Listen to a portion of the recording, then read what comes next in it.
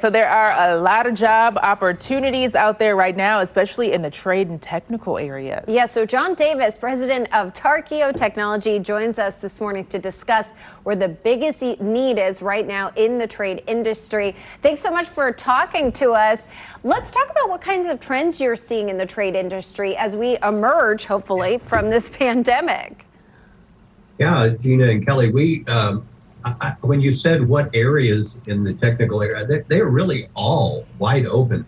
The interesting thing about technology is that throughout this pandemic, basically these people have not stopped working. I don't know that they were identified as essential workers, but the fact is you can't work on an HVAC system in your house, on somebody else's HVAC system. You have to be there. So they really are pandemic-proof type careers. And I think it would be hard to identify one particular area. Welding is obviously very big. We have about 15 welding companies that come to our hiring fair, and every one of them says, we'll take every welder you have. I don't have that many for all of you to take all of them. But it's the same way in plumbing. It's the same way in HVAC, construction. It just doesn't seem to end when it comes to the technical areas. Well, it sounds like it's red hot for you guys right now. Can you tell us where the greatest need is? Well, I think probably we get as many calls on welding positions as anything else. And it's really amazing the variety of areas. I was at a hiring fair in St. Joe a couple months ago and sat right across from a food company. And I had talked to some of the other exhibitors about our stuff, but I hadn't talked to them, and I finally went over to them and they said, you have welding? And I said, yeah. And they said, we'll take every welder you have. And I thought, a food company? But they have a lot of storage units that require welding. So I'd say welding is very big. HVAC is very big.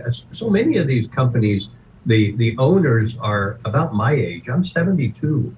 You know, they're not going to be working much longer. And when they're gone, especially in our rural areas, although I hear it in Kansas City too, there just are not enough workers to step in and fill those positions, take over those companies. Yeah, it makes sense. And John, obviously there are so many different industries right now that are short-staffed. So why should someone consider trade work or learning a trade right now? Well, first of all, they should consider it if it's in their skill set. And I think that's the thing that we don't do a really good job with young people on. We don't really talk to them about, you know, what are your skills? Not what do you want to be? What are your skills?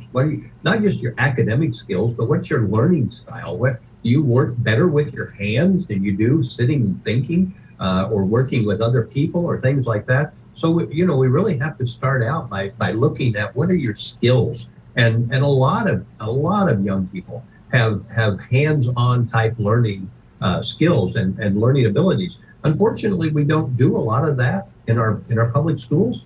It is pretty much what's called a verbal linguistic type environment where we talk, we lecture, we read, and then we ask them to repeat what they've learned.